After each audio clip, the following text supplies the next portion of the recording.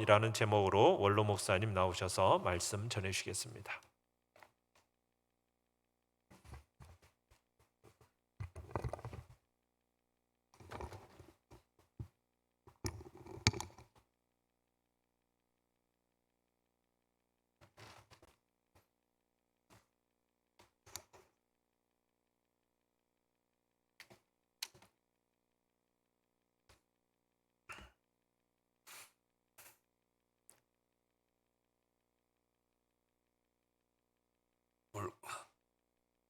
문강철이 나오지는 못했지요. 그렇군요. 우리 문용석 집사님 아들 강철이가 지난 토요일날 결혼을 했었는데 저희 한 사람이 같이 가자고 제가 혼자 갔다 오라고 그랬습니다. 우리 문 집사님 아들 강철이가 옛날 우리 성남중원교회에서 선교원 했거든요. 근데 선교원이 참 잘 됐습니다. 또 우리 한 사람이 선교를 운장하고 교사도 하고 그랬습니다. 또 생일 되면은 한 달에 한 번 제가 가서 다 안아주고 생일 축하 기도도 하고 그랬는데 우리 강철이가 그때 우리 성남중원교 선교회 아마 제 1회 졸업생일 겁니다. 1기 졸업생인데 결혼해서 이제 참 뜻깊습니다. 오늘 또 우리 2부 예배 양동명 안수집사가 이제 기도했어요. 근데 1부 예배는요 누가 기도했게요? 안 하신 건 모르지요. 1부 예배는 양동명 집사 누나인 양보금 권사가 기도했어요. 대표 기도했어요. 우리 양 집사님이 아버지 양 집사님이 우리 양동명 집사를 의외로 딸 셋 낳다가 마지막으로 낳았어요. 얼마나 좋아했는지 그때 난 좋아하고 중동 이지구 골목에 살 때인데 나하고 너무나 좋아해서 함께 좋아하고 축복했던 기억이 새로운데 이제 안수 집사에서 이제 대피기도도 하고 참 오래 사는 것도 괜찮은 것 같아요. 그런 거 보니까요. 보니까 또 욕심 나고는 제가 그 부부를 또 결혼 주례인데 그 양동희 집사 아들이 좀 크면 내가 또 주례하면 어떨까 싶은 생각도 늙으면 욕심이 과하지요. 아무튼 그런 생각이 들었어요. 오늘 설교 제목이 은혜로 받은 구원입니다. 은혜로 받은 구원. 오늘 제가 구원보다는 은혜에 관한 이야기를 더 많이 은혜와 은혜에 관계된 단어를 중심으로 설교를 하려고 합니다. 오늘 읽은 본문 바로 앞에 1장 마지막 절 23절에 이런 말씀이 있습니다.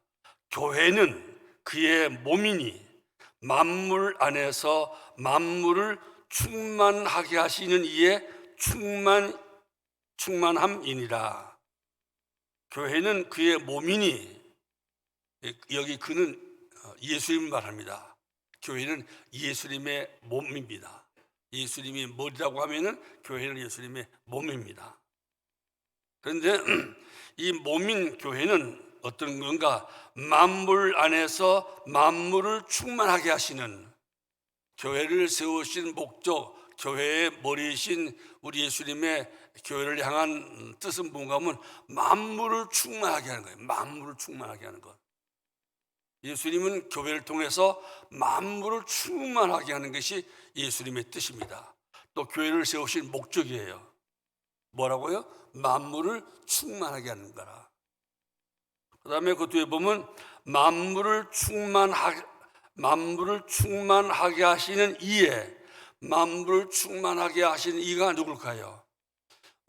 대개는 예수님을 말한다고 하지만 제 생각으로는 예수님보다는 하나님이라고 하는 게 더 옳을 것 같아요.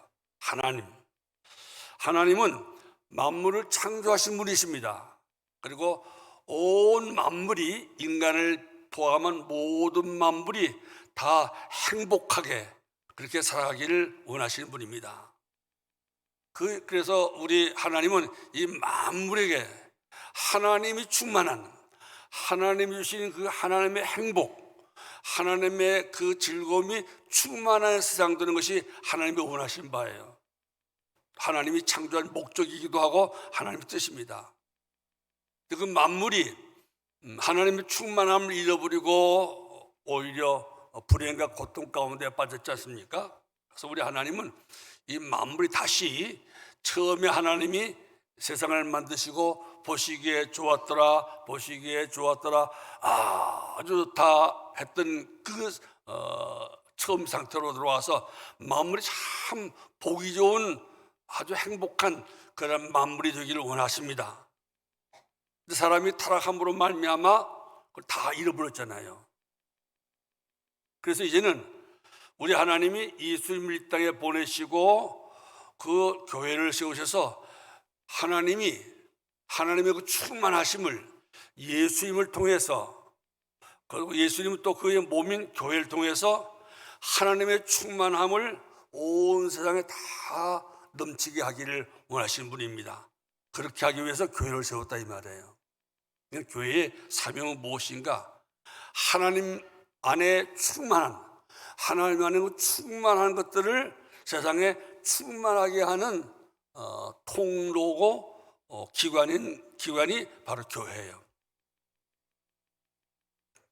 그럼 하나님으로 충만하게 한다는 말은 무슨 말인가?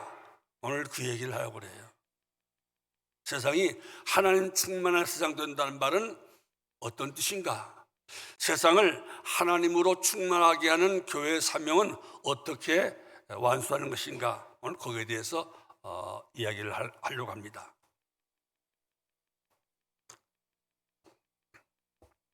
그다음 이제 2장 1절 들어갑니다. 그는 허물과 죄로 죽었던 너희를 살리셨도다. 어떤 성경에 보면 거기 살리셨도다가 글자가 조그만 글자죠. 조그만 글자. 보일까 말게 조그맣게 됐어요. 그 말은 무슨 말인가 하면 그 살리셨도다라는 말이 원래 성경에는 없다 이 말이에요. 다시 말하면 원래 성경에는 2장 1절은 그는 허물과 죄로 죽었던 너희를 하고 끝나요. 한 문장의 제목같이요. 허물과 죄로 죽었던 너희를, 허물과 죄로 죽었던 너희들 이 말이에요. 우리는 다 똑같습니다. 그런 의미에서 우리는 공평해요. 너나 나나 할 것 없이 신분의 차이, 동서의 차이, 계급의 차이, 피부의 차이, 빈부의 차이 없이, 또 목사와 교인의 차이 없이 모든 사람은 다 똑같아요. 다 허물과 죄로 죽은 사람이에요. 영적으로는 시체와 같아요.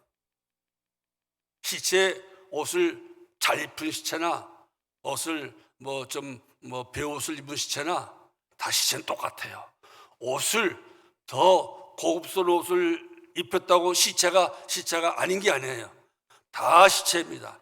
아무리 고운 옷, 아무리 비싼 옷을 입혀도 시체는 썩으면 다 냄새나요. 다 얼굴이 푸릇푸릇하게 다 변하고 더 오래되면 다 까맣게 타갑니다. 시체는 한 이틀만 지나면 다 피부가 퍼렇게 돼가요. 조금 지나가면은 4일만 지나가면요 아주 검다시피 그야말로 썩은 빛이 나와요. 그러니까 죽으면 다 똑같아지는 거예요. 그런데 우리는 모두가 다 이렇게 죽은 자였다. 그러니까 교회 안에서는 누구든지 자랑하면 안 돼요. 다 피차, 일반, 다 죽었던 과거를 가진 사람들이니까 과거 자랑하면 안 돼요. 똑같은 과거가 졌으니까. 아무튼 이처럼 우리는 허물과 죄로 죽었었다. 근데 허물과 죄가 사실은 허물과 죄가 엄격하게 구별할 것은 아니에요. 반복으로 성경에서 어떤 사실을 강조할 때는 비슷한 용어를 2번, 3번 쓸 때가 있습니다. 우리도 그렇잖아요. 거듭하는 것처럼. 허물과 죄는 같은 죄를 거듭하는 거라고 볼 수 있는데 엄격하게 말하면 좀 구별돼요. 허물은 어떤 것인가? 허물은 어떤 것인가?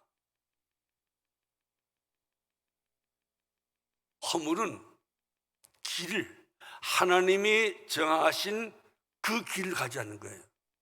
영어 성경 보면 way, 길 혹은 코스, 하나님이 정한 그 길을 가지 않고 하나님이 정한 그 코스를 가지 않는 거예요.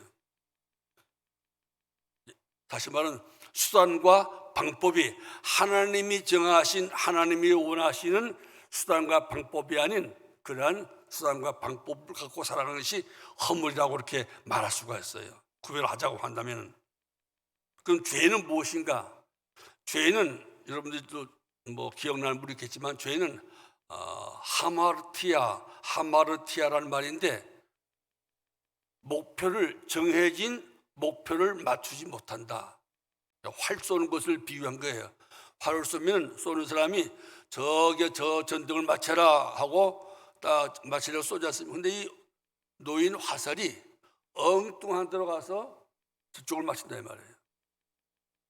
쏘는 사람이 목표했던 그곳으로 가지 않고 엉뚱한 목표로 가는 것, 그것을 이제 하마르티아, 죄라고 그래요.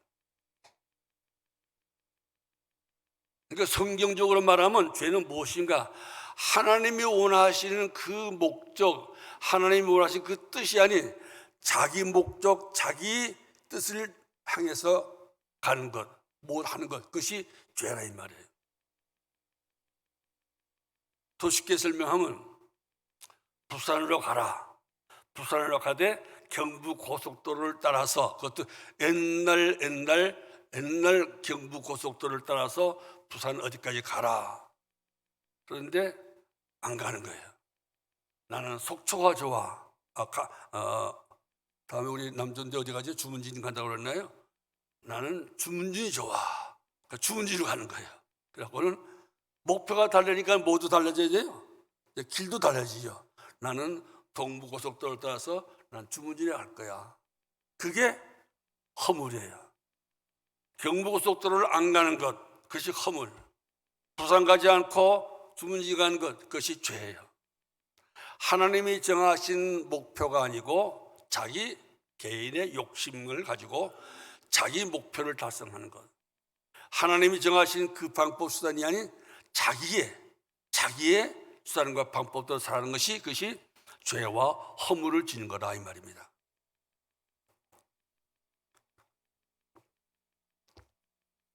그러니까 우리가 성경을 늘 보고 성경에서 하나님이 원하시는, 나를 통해서 원하시는 것이 무엇인가, 원하는 하나님 나를 통해서 이루고자 하는 하나님의 목적을 무엇이고 하나님 내가 어떤 길로 가기를 원하시는가, 늘 거기에 관심을 가져야 허물과 죄를 짓지 않게 된다 이 말입니다. 그런데 잊어버리니까 그때 우리가 구원받기 전에, 우리 모두가 다 예수 믿기 전엔 그 가운데서 행하여라는 말은 그렇게 허물을 짓고 죄를 졌다 이 말입니다. 항상 늘 자기 목적, 자기 수단을 부리면서 살아왔다 이 말입니다. 우리가 거듭났지만은 아직 성장하지 못한 사람, 성숙하지 못한 사람은 어디에서 그 성숙하지 못함이 나타나는가 하면 항상 지의 목표를 따라서 지의 방법대로 살려고 그래요. 자기 주장을 강하게 해요. 성경보다도 성경 그럴지라도 하고 자꾸 자기의 목표를, 자기의 수단을 쓰려고 하는 것이 나타나요. 그러면 아직 성숙하지 못한 신자라고 할 수 있습니다. 그 가운데서 행하여 이 세상 풍조를 따르고, 이렇게 하나님의 목적이 아니고 하나님의 방법이 아닌 사람들의 생활을 뭐라고 말할 수 있는가 하면 세상 풍조를 따른다 이렇게 말하는 거예요. 세상 풍조, 하나님의 풍조가 아닌 세상 풍조를 따른다 이 말입니다. 풍조란 말은 가장 이해하기 쉬운 말로 바꾸면 유행. 실제 우리 인간들이 살아가는 방법, 살아가는 수단, 하나님의 목적이 아니고 하나님의 방법이 아닌 자기의 목표, 자기의 방법대로 살아가는 이것이 세상 풍조 유행이에요. 유행이라고 다 나쁜 건 아닙니다. 어떤 유행이라도 혹시 미술이든지 음악이든지 무엇이든지 간에 다 그것을 만든 사람과 그것을 행하는 사람이 하나님의 영광을 나타내야겠다. 하나님의 영광과 또 인간의 행복을 위해서 내가 이걸 해야겠다. 그런 마음으로 그런 목적과 그런 수단을 가지고 어떤 유행을 한다 그러면은 뭐 방탄소년단이 그 노래하고 춤을 춰도 그 마음속에 정말 이렇게 해서 많은 사람에게 내가 우리 예수 믿는 사람들은 이렇게 한다 하고 하나님께 영광 돌리고 예수 안 믿는 방황하는 사람들에게 이렇게 예술로 노력하는 것을 가르쳐 주려고 한다면 그건 뭐 좋은 거예요. 그거는요. 그러나 오직 자기 영광을 위하고 돈을 많이 벌기 위해서 사람들 자극하려고 하는 방법을 한다면 그거는 죄가 되는 것이죠. 같은 유행이라도 이처럼 하나님의 목적에 어긋나고 하나님의 말씀에 어긋나는 그 유행을 사람들은 따른다 이 말입니다. 세상 풍조를 따르고 그래서 자기 목적대로 자기 수단대로 살아간다 이 말입니다. 영적으로 죽은 사람은 이렇게 세상 풍조를 따릅니다. 세상 풍조를 따라요. 너무나 우리가 유행을 따라가시더라도 우리 특히 여자분들과 젊은 분들 유행을 많이 따라가는데 유행을 따라가더라도 늘 생각하세요. 이것이 하나님의 뜻에 맞는 유행인가를 생각하고 하나님 뜻에 맞는 유행을 따라가도록 관심 가졌으면 좋겠다 생각됩니다. 근데 세상 풍조를 따른다는 말 뒤에 이런 말이 따라옵니다. 공중의 권세 잡은 자를 따랐으니 세상 풍조를 따르는 사람들은 그 영적으로 보면 누구를 따르는 것인가? 세상 풍조를 따른다 말은 공중의 권세 잡은 자를 따른다 이 말입니다. 그럼 공중의 권세 잡은 자는 누군가? 뒤에 나와요. 지금 불순종의 아들들 가운데서 역사하는 영이라. 즉 악령이라면 악령. 악령이 하는 일을 보고 싶으면은 불순종하는 사람들 보면 돼요. 하나님의 목적대로 하나님 목적이 아닌 자기 목적대로 살려고 하는 사람, 그게 불순종이잖아요. 하나님의 방법대로 살지 않고 지 방법대로 살려고 하는 사람, 그게 불순종이잖아요. 그럼 불순종하는 사람들을 이렇게 가만 보면 그 사람들은 다 공중권세 잡은 자들을 따르는 사람들, 마귀를, 악령을 따르는 사람들이에요. 늘 경계할 사람은 불순종하는 사람들이에요. 하나님의 말씀에 불순종하고 하나님의 그 목표에 불순종하고 어긋난 길을 가는 사람은 다 불순종인데 그건 악령을 따르는 사람들입니다. 세상 풍조를 따라가요. 3절에 전에는 우리도 다 그 가운데서 우리 육체의 욕심을 따라 지내며 육체와 마음이 원하는 것을 하여 전에는 우리 다 공통된 점이 무엇인가? 예수 안 믿는 사람들의 공통된 점이 무엇인가? 마귀의 악령의 지배를 받고 악령을 따라가는 사람들의 공통된 점이 무엇인가? 육체의 욕심을 따라 지내며 육체와 마음이 원하는 것을 하여. 한마디로 욕심. 내 육체의 욕심, 내 마음의 욕심. 욕심은 육체적 욕심도 있지만 마음의 욕심도 있습니다. 정신적이고 이성적인 욕심도 있습니다. 다 욕심이에요. 욕심을 따르는 사람들이에요. 또 그걸 다른 말로 하면 불순종하는 사람들이에요. 누가 지금 악령의 지배를 받는가를 보려면 그 사람이 순종하는가 순종하지 않는가를 보면 합니다. 순종하지 않는 사람들은 악한 영에 따르고 악한 영의 지배를 받는 겁니다. 이 악한 마귀는 무엇을 가지고 사람을 하나님에게 불순종하게 하는가? 하나님께 불순종하게 하는 마귀의 방법은 무엇인가 하면 욕심이에요. 욕심을 자극합니다. 우리 창세기 1장부터 3장이 연상되는 성경 말씀인데요, 그런 것처럼 마귀가 와서 아담과 하와에게 뭐라고 했습니까? 이 선악을 알게 하는 나무 열매를 따먹으면 누구처럼 된다고요? 네가 하나님처럼 된다. 하나님처럼 된다. 욕심을, 하나님처럼 되고 싶은 그 욕심 때문에 뭐 하게 됐습니까? 불순종하게 되었어요. 그 불순종의 원인은 욕심입니다. 욕심을 통해서 마귀는 사람을 불순종하게 만들어요. 모든 불순종하는 사람들은 그 속에 뭐가 있는가 하면 욕심 때문에 불순종해요. 교회에서도 마찬가지입니다. 하나님 말씀과 하나님의 법에 순종하지 않는 사람들은 그 내면에는 다 욕심이 있어요. 내가 제일이 되고 싶고, 내가 하나님처럼 되고 싶고, 내가 이 교회에서 최고의 사람이 되고 싶은 그런 허영심과 욕심이 있어서 결국은 하나님 말씀 불순종하게 된 거니까 욕심을 우리가 항상 경계해야 돼요. 그래서 야고보서에서 욕심이 잉태한 즉 죄를 낳고 죄가 장성한 즉 사망을 낳느니라 하지 않습니까? 마귀 하면은 늘 욕심, 그다음에 불순종은 무엇인가? 하나님의 목적이 아니고 자기 목적대로 사는 것. 불순종은 무엇인가? 하나님이 말씀대로 아니고 자기 지혜, 자기 경험대로 살아가려는 것. 그것이 불순종이에요. 우리는 전에 다 그렇게 살았다 이 말입니다. 이제는 그렇게 살면 된다? 안 된다? 안 된다 이 말이죠. 그래서 우리 인간들은 본질상 진노의 자식이었더니 하나님의 진노를 받을 수밖에 없어요. 하나님의 진노. 우리 하나님의 진노가 무섭지 않습니까?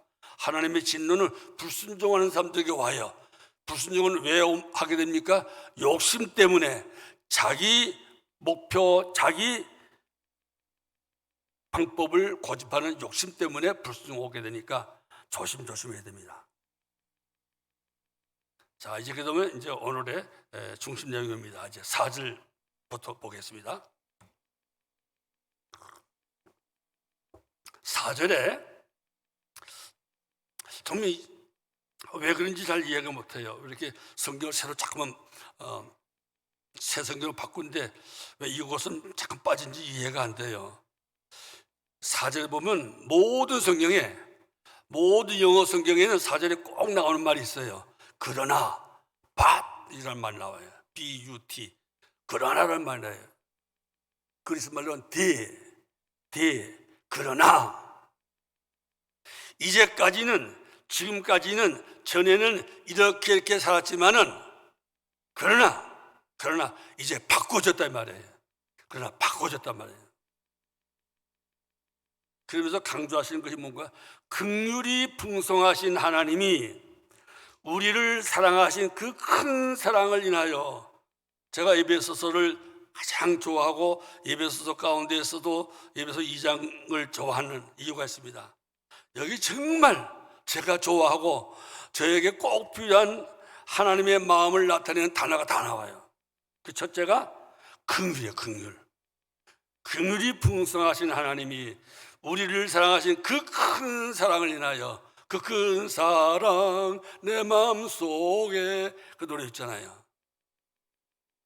이 단어가 나와서 좋아요. 정말 내게 꼭 필요한 하나님의 마음을 나타내는 단어고 내가 정말 좋아하는 단어가 나오기 때문에 에베소 2장 1절부터 10절을 제가 좋아합니다. 긍휼이 풍성하신 하나님이 우리를 사랑하신 그 큰 사랑을 인하여, 이걸 좀 정리하면요, 오늘 성경에 보면, 뒤에 보면 또 자비란 말이 나오고 은혜란 말이 납니다. 사랑, 긍휼, 자비, 은혜, 이런 네 단어가 나와요. 다 사랑과 관계됩니다. 제일 근원되는 것은, 제일 근원되는 하나님의 마음을 나타내는 것은 사랑이에요. 그건 여러분 다 아는 거죠. 하나님 사랑이시라 했으니까요. 하나님의 대표적인 성품을 나타내는 단어가 사랑이에요. 하나님 사랑이시라. 그리고 오늘 또 긍휼, 그 큰 사랑 가진 하나님은, 하나님 사랑이 크게 그 큰 사랑이라고 하고, 그다음에는 긍휼이 풍성하신, 풍성한 긍휼, 그 큰 사랑. 그 긍휼은 무엇인가? 한문으로 말하면요, 긍자는 불쌍히 여길 긍휼이야. 불쌍히 여긴다. 그다음 휼은 구해준다. 그러니까 한문으로만 말하면 긍휼은 불쌍한 마음이 들어가지고 내가 좀 도와줘야 되겠다. 내가 좀 구해줘야겠다. 그렇게 불쌍한 마음과 도와주려는 마음이 합해진 것이 긍휼이에요. 긍휼.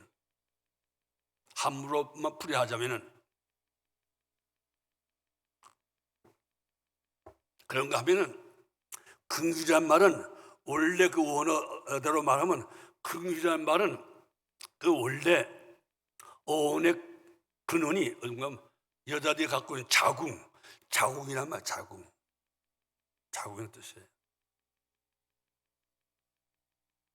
우리는 남자들은 다 자궁이 없으니까 모르지요. 애를 안 배봤으니까 모르지요. 그러나 아마 이게 자궁에 애를 배본 분들은 알 거예요. 대그렇지 아이라면 뭐 느낌이 오잖아요. 어떤 분은 뭐 좀 크면 애가 발로 차네, 뭐 등으로 때리네 하고. 아이를 자궁에 품고 있는 어머니들이 느끼는 거 다 느끼잖아요. 아이들이 그걸 다 느끼는 것처럼 긍휼이라는 말은 무엇인가 하면 하나님이시에요. 높으신 하나님도 불구하고 우리 인간들의 그 모든 아픔을 함께 느낀다 이 말이에요. 하나님은 긍휼의 하나님이다. 내 마음속에 너무나 아픔이 있어요. 고통이 있어요. 누구한테 말할 수도 없고 또 누구도 몰라요. 내가 눈치 안 채게 혼자 앓고 있으니까 누구도 내가 그렇게 아픔인 줄 몰라요. 그런데 그걸 아시는 분이 있어요. 누군가 하면 하나님이에요. 그 큰 사랑을 가진 하나님은 인간이 아니신데도 불구하고 그 큰 사랑 때문에 느낀 거예요. 하나님이 만드신 인간, 하나님의 형상과 모양대로 만들었기 때문에 하나님의 자식과 같기 때문에 하나님이 느낀 거예요. 그 높으신 하나님이 여러분의 아픔과 나의 아픔을 느낀 거야. 그래서 같이 아파하는 거예요. 우리가 슬퍼하면 하나님 같이 슬퍼하는 거예요. 그냥 뭐 슬퍼하고 하는 게 아니고 같이 아픈 거예요. 같이 슬픈 거예요. 그래서 같이 느끼는 게 그것이 긍휼이에요. 그래서 너무 슬프겠다. 너무 아프겠다. 그래서 그냥 그러고 지나는 게 아니고 너무 슬픈 게 나도 막 슬퍼지니까 느껴지니까 도와주고 싶은 마음 생기는 거예요. 뭐 어떻게 좀 구해주고 싶은 마음 생기는 거예요. 이제 그것을 가르쳐서 긍휼이라고 그래요. 긍휼. 그 긍휼은 어디서부터 나온 거예요? 사랑이에요. 사랑. 하나님의 사랑은 긍휼적인 사랑이에요. 우리가 하나님의 사랑을 받았다 할 때 하나님이 그렇게 우리를 긍휼히 여겼단 말이에요. 긍휼히. 여러분이 괴로울 때, 여러분이 아플 때 하나님 육신이 없는 분이시지만은 육신을 가진 그 어머니가 자궁 속에 있는 어린아이의 움직임을 다 느끼는 것처럼 그렇게 느낀다 이 말이에요. 그런 하나님 생각하세요. 정말 힘드실 때 누구도 나의 이 아픔을 이해하는 사람이 없고 함께 슬퍼하는 사람이 없다 할 때 하나님 생각하세요. 하나님은 함께 느끼고 함께 아파하고 우리를 도와주시려고 하신 분, 그 하나님의 마음이 긍휼이에요.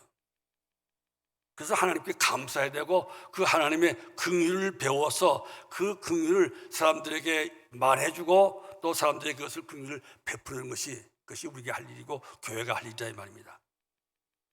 긍휼이 풍성하신 하나님, 하나님의 긍휼이 풍성하니까 얼마나 좋습니까? 저는 참 이 말이 너무 고마워요. 여러분들 그럴 때가 저도 어떨 때는 뭐 목사지 여러분들 모르지만 제 마음이 너무나 괴롭거나 혹은 막 후회스럽고 붓고 그럴 때는 그냥 뭐 기도할 마음도 안 생기고 뭐 기도를 길게 뭐 이런저런 뭐 형용사를 많이 써갖고 기도를 길게 할 힘도 없을 때가 있잖아요. 그럴 때 어떻게 해야 됩니까? 저 같은 경우 그래. 주여 긍휼히 여겨 주시옵소서. 긍휼히 여겨 주시옵소서. 거기 뭐 딴 말을 붙일 마음도 안 생겨요. 그냥 주여 긍휼히 여겨 주시옵소서. 내 아내에게도 차마 말 못하고, 자식들에게 말 못하고, 교인들에게 더더욱 말 못하고, 뭐 가서 불쌍히 달라고 그러고 도와달라고 할 사람은 하나님밖에 없으니까 그저 주여 긍휼히 여겨 주시옵소서. 긍휼히 여겨 주소서. 어떨 때는 뭐 10분, 30분, 1시간 내내 다른 말을 하지 않고 주 예수 이름으로 기도합니다도 잊어버리고 그냥 긍휼히 여겨 주시옵소서. 긍휼히 여겨 주소서. 정말 나를 불쌍히 계시고 나를 도와줄 분은 하나님밖에 없다는 거예요. 저 누구한테 도와달라고 말도 할 수 없어요. 그러면 상대방이 우스울 것 같고, 목사님이 그래? 할 것 같아서 누구한테도 도움 달라고 할 수 없고, 나 좀 동정해달라고 말할 수 없을 때는 누구밖에 없어? 하나님밖에 없는 거예요. 하나님은 그런 분이란 말이에요. 그런 분. 우리가 그런 하나님의 긍휼을 받았어요. 우리도 하나님의 긍휼을 배워야 돼요. 그 긍휼을 전하고 긍휼을 남에게 줘야 됩니다. 긍휼이 풍성하신 하나님. 나는 이 말이 너무나 좋아요. 긍휼이 풍성하신 게 너무 좋아요. 하나님이 우리를 그 큰 사랑을 인해서, 사랑이 크면은 긍휼도 큰 거예요. 그래서 정말 예수의 사랑으로 충만하는가 보면 긍휼을 보면 알아요. 긍휼이 풍성한 사람은 사랑이 큰 사람이에요. 긍휼이 풍성한. 뭐 남을 구제하고 뭐하고 막 배락게 뭐 자사상을 많이 한 것 같고 몰라요. 정말 긍휼히 여길 때 사랑이 참 있구나. 저 사람 참 아가페 사랑이 있는 사람이구나 알게 돼요. 여러분의 사랑을 긍휼로 증명하세요. 긍휼로. 긍휼히 여기세요. 저는 뭐 며칠 전에 전두환 대통령의 손자가 뭐 이렇게 유튜브에 나와서 뭐라고 뭐 우리 할아버지는 큰 죄인입니다 막 말하고 조금 막 또 마약도 마시면서 횡설수를 하고, 또 엊그제 또 광주 가서 사죄하고 본다고 그래요. 저는 이 생각 들어왔어요. 그냥 할아버지니까 그 할머니가 이순자 여사 아니겠어요? 저는 이순자 여사만 생각나는 거예요. 저 할머니 이순자 씨는 지금 얼마나 마음이 아플까. 죽고 싶을 것 같아요. 옛날에 우리 부모처럼 내가 너무 오래 살았어. 내가 오래 살아서 저 꼴을 보는 거야. 손자가 할아버지를 내 남편을 욕하고 망고진영할 때 뭐 사실 유무는 떠나서 그 자체가 얼마나 힘들겠어요. 그 마음에 내가 이순자 씨 지금 얼마나 고통스러울까. 얼마나 힘들까. 잠도 안 오고 밥도 먹기 싫고 사고 싶지 않을 것 같아. 막 불쌍히 여기는 마음 생기는 거예요. 그 사람이 누구든지 어떤 사람인지 불문하고 그냥 그렇게 불쌍히 여기는 마음. 그래서 옆에 있으면 가서 한마디라도 얼마나 마음 아프세요. 얼마나 괴로우세요. 한마디 해주고 싶은 마음이 생기는 거예요. 이제 그게 긍휼이에요. 요즘 하나님의 긍휼을 좀 배웁시다. 지금은 긍휼이 없는 시대예요. 미움을 조장하고 증오를 조장하고 계속 증오하라, 미워하라. 여러분들은 어떻게 생각하는지 몰라. 제가 이 말을 안 하려고 했는데 그냥 하고 싶어요. 요즘 유명한 어떤 목사님이 그냥 나와서 계속 지방 차별하는 말을 그냥 계속하고 막 누굴 증오하고 미워하는 운동을 일으키고 막 하는 거 보면 또 저런 목사를 따르는 사람들은 누군가. 저는 아무리 유명하고 나보다 훨씬 큰 예배당을 짓고 큰 사람들 모았다 할지라도 긍휼이 없는 사람들, 증오와 미움을 조장하고 일으킨 사람은 저는 정말 싫어요. 제 눈엔 그 사람 목사 같지도 않아요. 목사 같지 인간 같지도 않아요. 그런데 또 아는 사람들이 그 목사님 따라가지고 저한테 문자도 보내는 사람 한 거 보면 또 신기한 일에 이게 도대체 웬일인가. 요즘 뭐 이런 설교하면 또 유튜브 나가니까 또 그거 좋아서 또 제 욕을 하려는지 모르겠습니다. 아무튼 제 솔직한 마음이 그래요. 제가 긍휼히 여기지 않고 그 죄인, 어떤 죄인이라도 죄인이니까 증오해야 된다, 비호해야 된다, 때려 죽여야 된다. 난 그런 사람들은 하나님과 관계없는 사람이라고 생각돼요. 거기에 우리 끌려가면 되겠습니다. 그냥 우리 불쌍히 여겼어요. 긍휼이 풍성하신 하나님이 우리를 그 큰 사랑을 해요. 저는 이 단어가 너무 좋아요. 하나님의 그 풍성한 긍휼을 내가 본받을 수 있으면 얼마나 좋을까.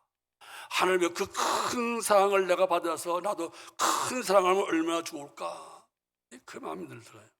그 큰 사랑으로 내 아내를, 내 자식을, 내 교인들, 내 이웃을 사랑하고 그 풍성한 긍휼로 나와 가까운 사람들에게 그 기름인데 얼마나 좋을까. 나한테는 왜 그런 긍휼이 없을까. 자궁 속에 있는 아이의 아픔, 움직임을 다 느끼는 그 어머니 느낌과 같은 그런 아픔이 왜 고통당하는 교인들 볼 때 나는 그런 게 별로 어떻게 없을까. 제가 나는 아직도 멀었다 생각돼요.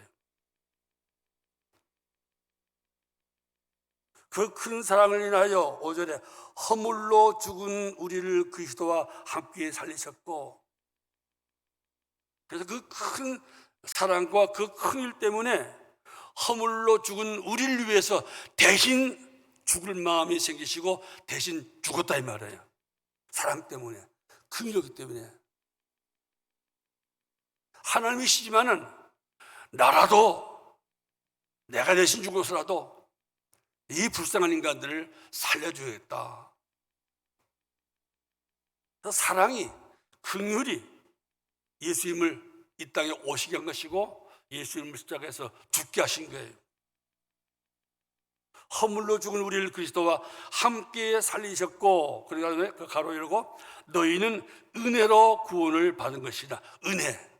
은혜라면 또 무슨 말인가? 은혜라는 단어는 여러분들 아마 잘 아실 거예요. 제가 하도 말해서.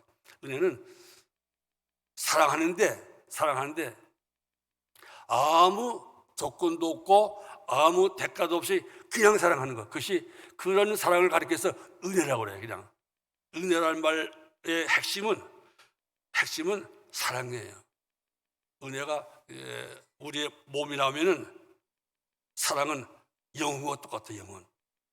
은혜로 우리가 구원받을 때는 하나님의 사랑으로 구원받단 말이에요. 근데 그 사랑이 어떤 사랑을 해주셨는가? 우리에게는 사랑받을 자격이 없고 불쌍히 여길 만한 자격이 없는데도 불구하고 그냥 아무 조건도 보고 우리 자격도 보지 않고 그냥 사랑했다 이 말이에요. 그것을 가리켜서 우리가 은혜를 받았다 그런 거예요. 그런 하나님, 우리가 은혜로운 하나님이라고 그런 거예요. 그 은혜를 받았으니까 그 은혜로 구원받았으니까 우리도 어떤 사람이 되어야 되겠습니까? 무엇을 예수와 믿는 사람들에게 우리가 선전해야 되겠습니까? 우리가 작정하고 우리가 5월 며칠인가 우리 총동원 주를 하는데 우리 전도해야 되지 않습니까? 전도할 때 제가 좀 그걸 생각하고 오늘 설교 준비한 건데요. 우리가 이 예수님의 사랑을 전하고 예수님의 긍휼을 전하고 예수님의 그 자비를 전하고 예수님의 은혜를 전하고 그다음에 중요한 것은 그것을 우리가 그 사람들에게 보여주고 나타내주고 그 사람들에게 실행해줘야 돼요. 사랑해주고 내 이웃을 내가 특별히 전도하려고 하는 사람이 있으면 그 전도하는 사람 집중적으로 사랑해줘야 돼요. 그 사람이 어려움을 당하면 찾아가서 정말 불쌍히 여기는 마음으로 손잡고 함께 아파하세요.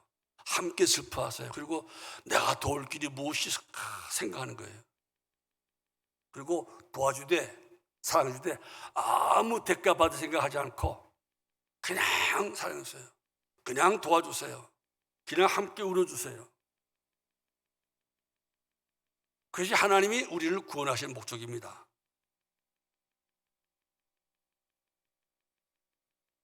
너희는 은혜로 구원받았다. 그러니까 그 은혜에 하나님께 감사하고 그 하나님 은혜 가지고 전도해야 돼요. 그 은혜를 이웃 사람들에게 좀 베푸시기 바랍니다.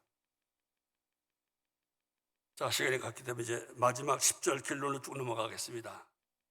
10절 말씀. 우리는 그가 만드신 바라 그리스도 예수 안에서 선한 일을 위하여 지으심을 받은 자니, 하나님이 우리를 왜 이렇게 다시 새롭게 만드셨는가? 그가 만드신 바라 한 말은 하나님의 창조물이야. 하나님이 새로 만든 작품이야. 포이에마란 말인데 하나님의 작품, 우리를 새로 만들었다 이 말입니다. 하나님이 왜 타락해서 죽은 우리를 다시게 만들었는가?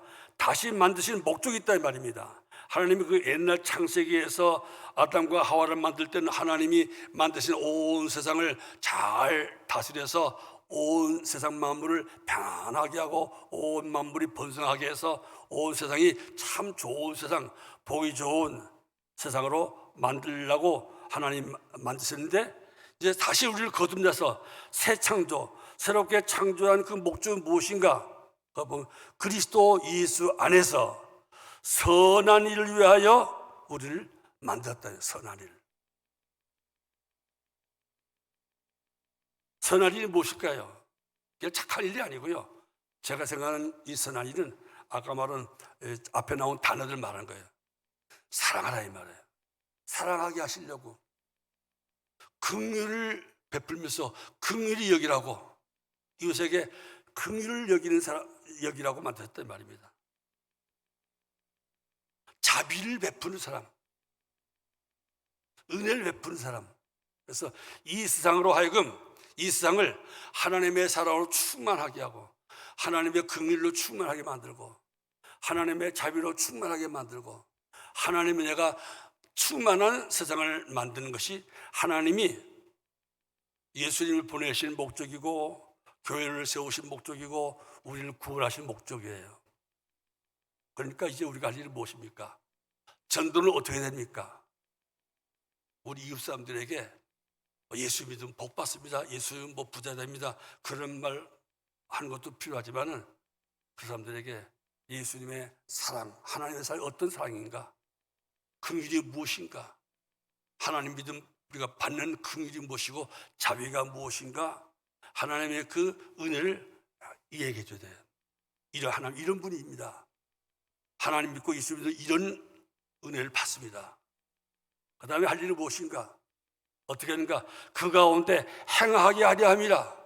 그걸 행해야 돼. 이제 말로만 하지 말고 우리가 직접 그 사람들에게 사랑을 행해야 돼요. 긍휼을 행해야 돼요. 자비를 베푸세요. 은혜를 베푸세요. 그 말입니다. 전도는 이렇게 해야 됩니다. 그래서 이 세상 모든 사람들이, 많은 사람들이 그 마음속에 하나님의 사랑과 긍휼과 자비와 은혜로 충만하게 하는 것, 그것이 하나님의 교회를 세우실 목적입니다. 우리 교회가 이런 교회가 되길 바라고, 여러분 모두가 함께 이 기간 동안에 여러분의 이웃들에게 이 하나님의 사랑을 전하시고 하나님의 사랑을 실천해서 그들로 하여금 하나님 믿고 싶은 마음 생기게, 교회로 오고 싶은 마음 생기게 하는 참다운 하나님을 닮아가는 성도가 되기를 주의 이름으로 고민하고 축원하는 바입니다. 기도하겠습니다.